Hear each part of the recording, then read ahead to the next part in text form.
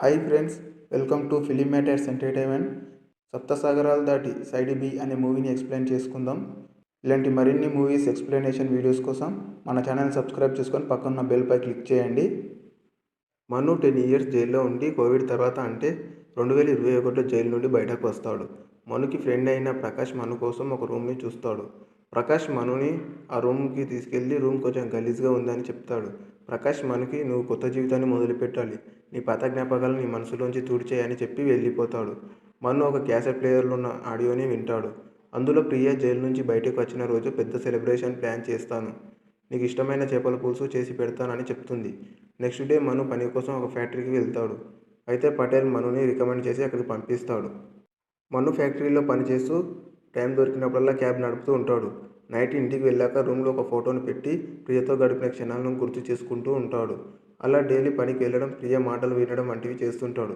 కొన్ని రోజుల తర్వాత ప్రకాష్ మనుని ప్రియ జ్ఞాపకాల నుండి దూరం చేయాలని అనుకుంటాడు. వెంటనే మనుకి కాల్ చేసి, రే మను, నేను ఒక బ్రోకర్తో మాట్లాడాను, నువ్వు ఒక అమ్మాయిని చూసుకో, ఆ అమ్మాయితో ఎంజాయ్ చేయి అని చెప్తాడు. మను కూడా ఓకే అని చెప్తాడు. ఆ బ్రోకర్ దగ్గరకు వెళ్తాడు. ఆ బ్రోకర్ కొంతమంది అమ్మాయిలను చూపించి ఎవరినైనా సెలెక్ట్ చేసుకోమని చెప్తాడు. మను సురభి అనే అమ్మాయిని చూస్ చేసుకుంటాడు. సురభి మనుని ఓ హోటల్కి తీసుకొని వెళ్తుంది. మను సురభితో నీకు పాటలు పాడడం వచ్చా అని అడుగుతాడు. సురభి పాటలు పాడడం వచ్చు, పాడించడం వచ్చు అని చెప్పి రూమ్లోకి తీసుకెళ్తుంది. మను సురభిపై వాలిపోతాడు. తర్వాత సురభి నన్ను చూసి కళ్ళెందుకు మూసుకున్నావు, ఎవరినైనా లవ్ చేసావా, ఎవరు ఆ అమ్మాయి అని అడుగుతుంది. మను ఏం చెప్పకుండా సురభిని ఒక పాట పాడమని అడుగుతాడు. మను సురభి పాడే పాటను వింటూ ప్రియని గుర్తుకు తెచ్చుకుంటూ ఉంటాడు. వెంటనే మను ఇంటికి వెళ్ళి ప్రియ మాటలను వింటూ ఏడుస్తూ ఉంటాడు. ఆ నెక్స్ట్ డే మను కాయిన్ బాక్స్ నుండి ప్రియకు కాల్ చేస్తాడు. ప్రియ ఎవరు అని అన్న మాటలు విని కాల్ కట్ చేసి సముద్రం దగ్గరకు వెళ్ళడానికి బస్సు ఎక్కుతాడు. కానీ మళ్ళీ వెళ్లకుండా ప్రకాష్ దగ్గరకు వచ్చి ప్రియ ఎక్కడుందని కనుక్కోవడం ఎలా అని అడుగుతాడు. ప్రకాష్, మను నా మాట విను, తనకి సంసారం పిల్లలు ఉన్నారు, తనని డిస్టర్బ్ చేయడం కరెక్ట్ కాదని చెప్పి వెళ్ళిపోతాడు. తర్వాత మను సురభిని కలవడానికి బస్టాండ్కి వెళ్తాడు. సురభి మను దగ్గరకు వచ్చి, ఏ మను, నా పాట అంత బాగా నచ్చిందా అని అంటుంది. మను ఇంకొంచెం ప్రాక్టీస్ చేస్తే బాగుంటుంది, కానీ నాతో సినిమాకి వస్తావా అని అడుగుతాడు. సురభి, నేను ఏమైనా నీ గర్ల్ ఫ్రెండ్ అనుకుంటున్నావా, రాను అని చెప్తుంది. మను డబ్బులు ఇస్తా అని అనడంతో సురభి మనుతో సినిమాకి వెళ్తుంది. సురభి సినిమాను చూస్తుండగా మను సురభిని చూస్తూ ప్రియని గుర్తుకు చేసుకుంటూ ఉంటాడు. సురభి నన్నేం చూస్తావు కానీ సినిమాను చూడని చెప్తుంది.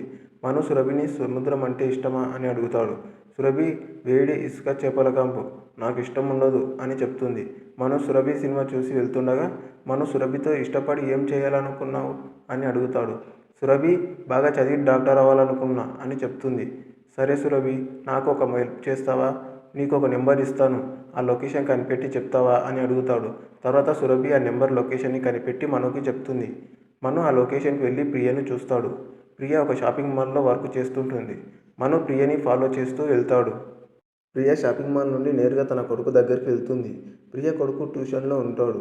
ఆ నెక్స్ట్ డే మను ఆ పిల్లాడి దగ్గరికి వెళ్ళి ఫ్రెండ్షిప్ చేస్తాడు. ప్రియని రాత్రి టైంలో ఫాలో చేస్తూ రైలు పట్టాల దగ్గర ఒక పాడుబడ్డ రైల్లో నుంచి ప్రియ ఇంటి వైపు చూస్తాడు. ప్రియ కనిపిస్తుంది కానీ ప్రియ భర్త కనిపించాడు. మను జరిగిందంతా ప్రకాష్కి చెప్తాడు. ప్రకాష్ తన భర్త ఎక్కడికి వెళ్తే నీకెందుకు అని అంటాడు. నెక్స్ట్ డే ప్రియ భర్త ఇంట్లో నుండి బయటకు వెళ్ళడం మను రైలు కిటికీలోంచి చూసి ఫాలో అవుతాడు. అతను ఆ బార్లోకి వెళ్ళి డ్రింక్ చేస్తూ ఉంటాడు. తర్వాత మను సురభి దగ్గరికి వెళ్తాడు. సురభి మనుతో ఇన్ని రోజులు కనబడకుండా ఉండేసరికి నీ గర్ల్ ఫ్రెండ్తో లేచిపోయావు అనుకున్నా, నా మాట విని నువ్వు ఎవరినైనా పెళ్లి చేసుకో అని అంటుంది. మను సురభికి తాళి ఇచ్చి పెళ్లి ఏడ చేసుకుందాం అని అంటాడు. సురభి ఆ మాటను సీరియస్ తీసుకోకుండా మెడలో మను ఇచ్చిన తాళిని వేసుకుంటుంది. నెక్స్ట్ డే మను ప్రకాష్ని హోటల్కి భోజనానికి తీసుకెళ్తాడు. ప్రకాష్కి తెచ్చి ఇచ్చిన చేపల పులుసు వాసన రావడంతో ఓనర్ ఎవరో పిలవమని వర్కర్కి చెప్తారు. మను ప్రకాష్తో, ఇది ప్రియ భర్త దీపక్ హోటల్, హోటల్ కండిషన్ బాలేదు, ప్రియను కూడా సరిగా చూసుకోవడం లేదు, తను సంతోషంగా లేదు అని చెప్తాడు. అది విని ప్రకాష్కి కోపం వచ్చి, ఒరేయ్, నీకు ఎన్నిసార్లు చెప్పాలి, తను ఎలా ఉంటే నీకెందుకు, నీకు చెప్పి చెప్పి చిరాకు వస్తుంది అని చెప్పి హోటల్ నుండి బయటకు వచ్చేస్తాడు. ప్రియ భర్త హోటల్లో తాళం మర్చిపోయి పోతాడు. ఆ తాళాన్ని చూసిన మను ఆ తాళం తీసుకొని ప్రియ ఇంట్లోకి వెళ్తాడు. ఆ ఇల్లు చాలా చిన్నగా ఇరుకైనదిగా ఉంటుంది. మను ప్రియ చెప్పిన మాటలను గుర్తుకు చేసుకుంటూ ఉంటాడు. ప్రియ ఇల్లు ఇరుకుగా ఉన్నా పర్వాలేదు, క్లీన్గా ఉంచుకోవాలి, వంటలు ఎలాగో నువ్వే చేయాలి కదా, కిచెన్ గురించి నువ్వే చూసుకో, నాకు కావాల్సిందల్లా టైం టు టైం ఫుడ్ వస్తే చాలు. తర్వాత మన బెడ్రూమ్కి వస్తే సముద్రం దగ్గరికి వచ్చామా అన్నట్టుగా గోడలన్నీ నీలి రంగులో ఉండాలని చెప్పిన మాటలన్నీ గుర్తుకు వస్తాయి. కానీ ఆ ఇంట్లో తను చెప్పినవేవి ఉండవు. మను ప్రియ బీరువాను తెరిచి చూస్తాడు. మనుకి ప్రియ మ్యారేజ్ ఫోటోలు కనబడతాయి. అందులో ఒక ఫోటోను తీసుకుంటాడు. కిచెన్లో ట్యాప్ లీకేజీ అవుతుంటుంది. ట్యాబ్ని రిపేర్ చేస్తాడు. అప్పుడే ప్రియ ఇంట్లోకి వస్తుంది. మను ఇంటి వెనుక నుండి వెళ్ళిపోతాడు. మను వెళ్ళటాన్ని ప్రియ తమ్ముడు వినోద్ చూసి పట్టుకోవడానికి తన వెనకే పరిగెడతాడు. కొంచెం దూరం వెళ్ళాక మను ఆగి వినోద్ ముందు నిలబడతాడు. అప్పుడు వినోద్ మనుబావ నువ్వా అని అంటాడు. మను వినోద్తో అక్క ఎలా ఉంది అని అడుగుతాడు. వినోద్ అక్క బాగుంది, బావ కూడా బాగున్నాడు, 7 ఏళ్ల బాబు కూడా ఉన్నాడు వాళ్ళకి. వాళ్ళు చాలా హ్యాపీగా ఉన్నారు బావా, చాలా మంచోడు, ఎంత వెతికినా అలాంటి వాడిని తీసుకురాలేమని అంటాడు. మను పెద్దింట్లో ఉంటారనుకున్నా, ఇంత చిన్న ఇంట్లో ఉన్నారు అని అంటాడు. వినోద్ ఇంతకుముందు ఉండేవారు, కానీ బిజినెస్లో నష్టం వచ్చి అలా అయిపోయింది. అక్క పాటలు పాడటం కూడా ఆపేసింది. మళ్ళీ ఇంకొకసారి ఇంటివైపు రాక అని చెప్పి వెళ్ళిపోతాడు. బార్లో మను దీపక్తో ఫ్రెండ్షిప్ చేస్తాడు. తాగిన మత్తులో దీపక్ ప్రియ గురించి కొంచెం తప్పుగా మాట్లాడతాడు. మను కోపంతో దీపక్ని వెనుక నుండి కిందికి పడేలా దొబ్బుతాడు. మళ్ళీ మను దీపక్ దగ్గరికి ప్రకాష్ని తీసుకొచ్చి దీపక్ని హాస్పిటల్లో జాయిన్ చేస్తాడు. ఈ విషయం తెలుసుకున్న ప్రియ దీపక్ని చూడడానికి హాస్పిటల్కి వస్తుంది. ప్రకాష్ మనుతో నువ్వు ప్రియ మొగుడిని కొట్టినంత మాత్రాన తన కష్టాలు పోవు అని అంటాడు. తర్వాత రోజు మనుకి ప్రియని కలిసి మాట్లాడినట్టు కల వస్తుంది. మను మళ్ళీ క్యాసెట్ ప్లేయర్లో ప్రియ చెప్పిన మాటలను వింటూ ఉంటాడు. మను ప్రియ ఇంట్లోకి వెళ్తూ వచ్చేలా చేస్తాడు. తర్వాత ప్రియ కొడుకు స్కూల్ దగ్గర ఉప్మా తింటూ ఉండగా మను ఈరోజు బర్త్డే స్పెషలా అని అంటాడు. పునీత్ కాదు, నా బర్త్డే అక్టోబర్ 6th. బర్త్డేకి అమ్మ సైకిల్ కొనిస్తా అని చెప్పింది అని అంటాడు. మను నువ్వు ఒకటివే తింటావా, నాకు పెట్టవా అని అనగా ఆ పిల్లగాడు మనుకి ఇస్తాడు. మను ఆ ఉప్మాని చూడగానే ప్రియ గుర్తుకు వస్తుంది. తర్వాత రోజు ప్రియ స్కూటర్ నడపాలని కిక్కు కొడుతుంది, కానీ స్కూటర్ స్టార్ట్ అవ్వదు. మను ఆ స్కూటర్ని రిపేర్ చేయిస్తాడు. మను అలా ప్రియకి తెలియకుండానే సహాయం చేస్తుంటాడు. మను వినోద్ దగ్గరికి వెళ్ళి ప్రియ పాడటం అంటే ఎంతో ఇష్టమని ఇయర్ ఫోన్స్ ప్రియకి ఇవ్వమని ఇస్తాడు. వినోద్ ప్రియకి ఇస్తాడు, కానీ ప్రియ ఆ ఇయర్ ఫోన్స్ను వాడదు. తర్వాత రోజు మను బార్లో దీపక్తో ఇప్పుడు ఎలా ఉంది సార్, ఎవరితో సార్ అని అడుగుతాడు. దీపక్ బాగానే ఉంది, మీరు రాకపోయినంటే తోసినోడు నాకు దొరకాలి, వాడి పని చెప్తా, నన్ను కాపాడినందుకు ఈరోజు పార్టీ నాదే, మొన్న కూడా మీరే బిల్లు కట్టారు, ఆర్డర్ ఇవ్వండి సార్ అని అంటాడు. అప్పుడే అక్కడికి ఒక అతను వచ్చి దీపక్ని తీసుకెళ్లి వాళ్ళ మనుషులతో కలిసి తిడతారు. తర్వాత రోజు ప్రియ తన కొడుకు పునీత్ని కొట్టుకుంటూ స్కూల్కి తీసుకెళ్తుంది. అది మను చూసి తర్వాత పునీత్ని కలిసి ఏమైంది అని అడుగుతాడు. పునీత్ అమ్మ ఈ సంవత్సరం సైకిల్ కొననని చెప్పింది, నన్ను బాగా కొట్టింది సైకిల్ అడిగినందుకు అని చెప్తాడు. మను మరి నేను సైకిల్ కొనివ్వనా అని అడుగుతాడు. పునీత్ ఏం వద్దు, మా డబ్బులతోనే కొంటా అని అంటాడు. మను పునీత్ని దగ్గరికి పిలిచి ఎగ్జిబిషన్ టికెట్లు ఇచ్చి వెళ్ళి ఎంజాయ్ చేయమని చెప్తాడు. పునీత్కి మాత్రం ఇస్తే అనుమానం వస్తుందని మను అక్కడున్న పిల్లలందరికీ టికెట్లను ఇస్తాడు. పునీత్ వాళ్ళమ్మ ప్రియ వెళ్ళి ఫుల్ ఎంజాయ్ చేస్తారు. మను కూడా సురభితో వచ్చి ప్రియనే చూస్తాడు. కానీ మనుకి దీపక్ కనిపించకపోవడంతో దీపక్కి ఫోన్ చేసి ఎక్కడ ఉన్నారని అడుగుతాడు. దీపక్ ఫ్యామిలీతో బయటికి వచ్చాను, తర్వాత కలుద్దాం అని చెప్తాడు. అప్పుడే దీపక్కి ప్రియకి తెలియకుండా ఏదో చేస్తున్నాడని మనుకి అనుమానం వస్తుంది. మను సురభితో నువ్వు నాకు ఒక హెల్ప్ చేస్తావా, ఒకరితో నేను బిజినెస్ చేయాలనుకుంటున్నాను, అతను మళ్ళీ మళ్ళీ మసాజ్ పార్లర్కి వెళ్తున్నాడు, ఎందుకో తెలుసుకోవాలి అని అంటాడు. సురభి మరుసటి రోజు దీపక్ గురించి తెలుసుకోవడానికి హోటల్కి వెళ్ళి వస్తుంది. సురభి మనుకి ఫోన్ చేసి అతను అలాంటి వాడు ఏం కాదని చెప్తుంది. తర్వాత రాత్రి టైంలో ప్రియ ఇంటికి కొందరు వ్యక్తులు వచ్చి డబ్బులు కూడా ఇవ్వకుంటే మీ ఆయాన్ని వదిలిపెట్టమని ఇంట్లో సామాన్ని బయట పడేసి వెళ్తారు. అది చూసిన మను చాలా బాధపడతాడు.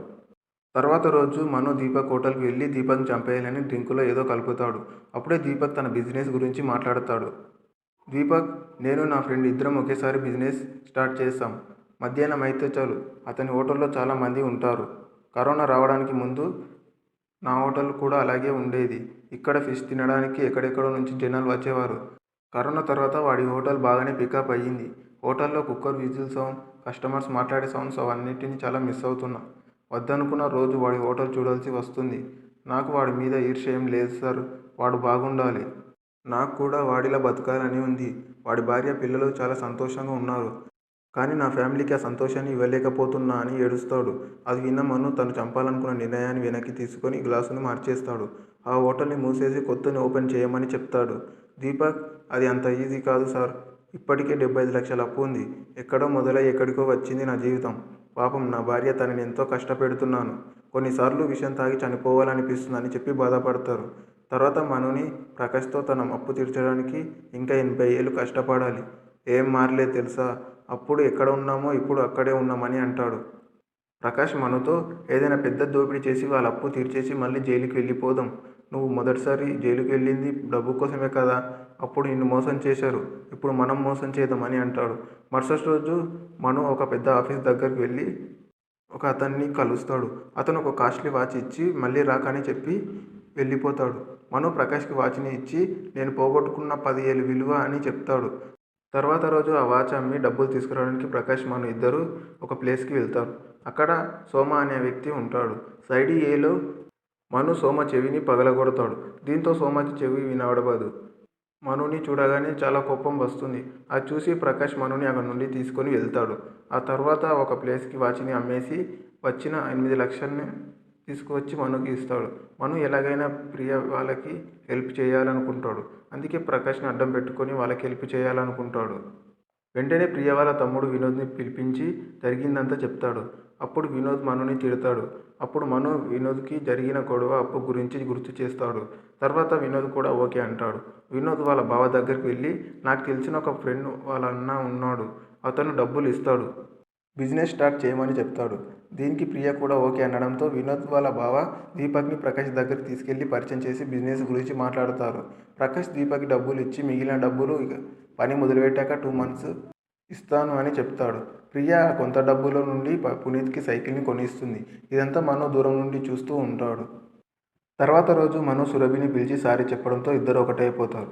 ఒకరోజు ప్రియ డ్యూటీ నుండి వస్తుండగా దారిలో ప్రియను చూసి కుక్క మరుగుతుంది. ఇదంతా మను దూరం నుండి చూస్తాడు. తర్వాత రోజు మను ఆ కుక్కకి అన్నం పెట్టి అక్కడి నుండి తీసుకెళ్ళిపోతాడు. ఆ దారిలో కుక్క రాకపోవడంతో ప్రియ హ్యాపీగా వెళ్ళిపోతుంది. మరోపక్క మనుని సోమ మనుషులు చంపేయాలని చూస్తారు. రాత్రి సమయంలో మను ప్రియను చూస్తుండగా మను వద్దకు సోమ మనిషి వచ్చి ఫిగర్ కత్తిలా ఉంది అని అంటాడు. మను ఆ వ్యక్తిని కొట్టి చంపేసి బ్రిడ్జికి వేలాడదీస్తాడు. మరుసటి రోజు సోమకి ఈ పని మనే చేసుంటాడని తెలిసిపోతుంది. మరుసటి రోజు మను ప్రియ ఉంటున్న ఇంటి ఓనర్కి 50,000 ఇచ్చి ఇంటిని ఖాళీ చేపిస్తాడు. ఎందుకంటే ప్రియ ఉంటున్న అడ్రస్ సోమకి తెలిసి ఉంటుంది కాబట్టి. మను ఆల్రెడీ ప్రియ కోసం ఒక ఇంటిని చూసి పెడతాడు. ఆ తర్వాత వినోద్కి చెప్పి ఆ ఇంటిని షిఫ్ట్ చేపిస్తాడు. అలాగే వాళ్ళ ఇంటి పక్కన మ్యూజిక్ క్లాస్ ఉంటుంది. దీంతో ప్రియ చాలా హ్యాపీగా ఫీల్ అవుతుంది. మరోవైపు సోమ సురభి చేసే పని గురించి తెలుసుకొని తనని తీసుకొని లాడ్జికి వెళ్తాడు. వెంటనే సోమ మీద డౌట్ వచ్చి మనుకి కాల్ చేసి చెప్తుంది. మను పరిగెత్తుకుంటూ లాడ్జికి వస్తాడు. అక్కడ రూమ్లో సోమని చూడగానే మనుకి చాలా కోపం వస్తుంది. సోమ మన దగ్గరికి వచ్చి ఈమె కోసం మా వాడిని చంపుతావా అని చెప్పి వెళ్ళిపోతాడు. కానీ మను చంపింది ప్రియ కోసం, సోమ సురభి కోసం చంపాడని అనుకుంటాడు.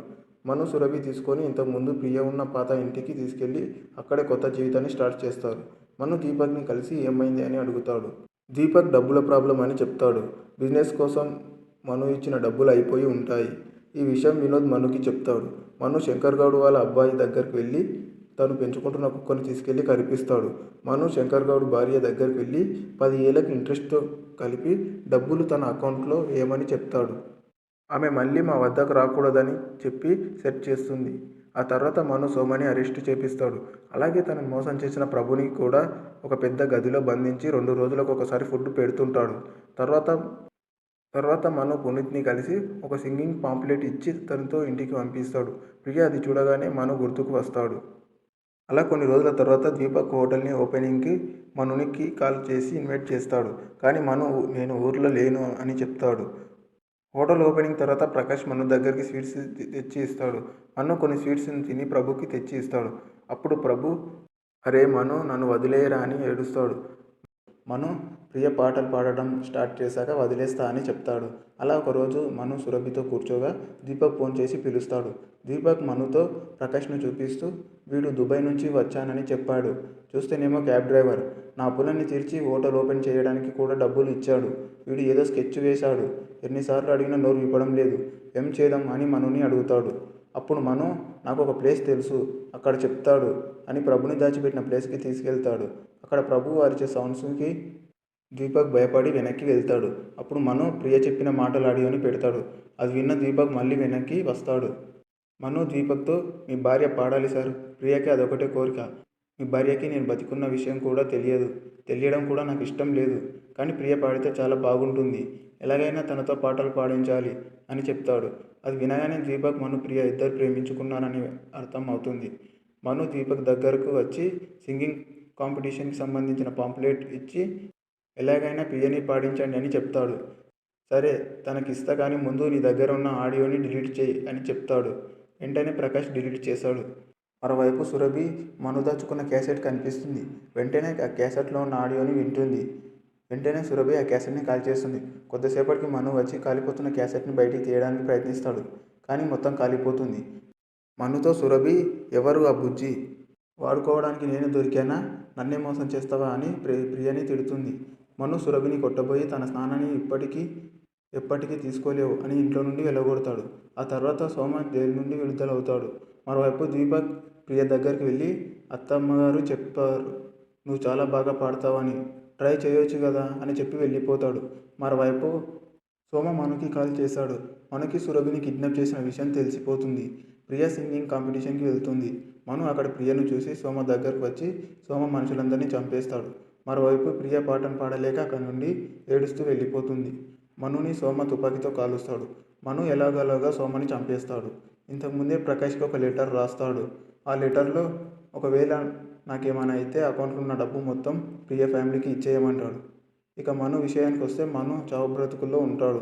సురభి మను దగ్గరికి వచ్చి డాక్టర్ని తీసుకొస్తా అని వెళ్తుంది.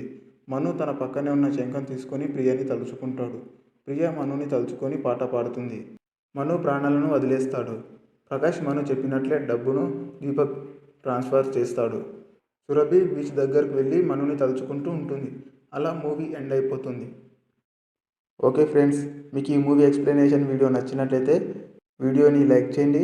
మన ఛానల్ సబ్స్క్రైబ్ చేసుకొని పక్కన్న బెల్పై క్లిక్ చేయండి. Thanks for watching.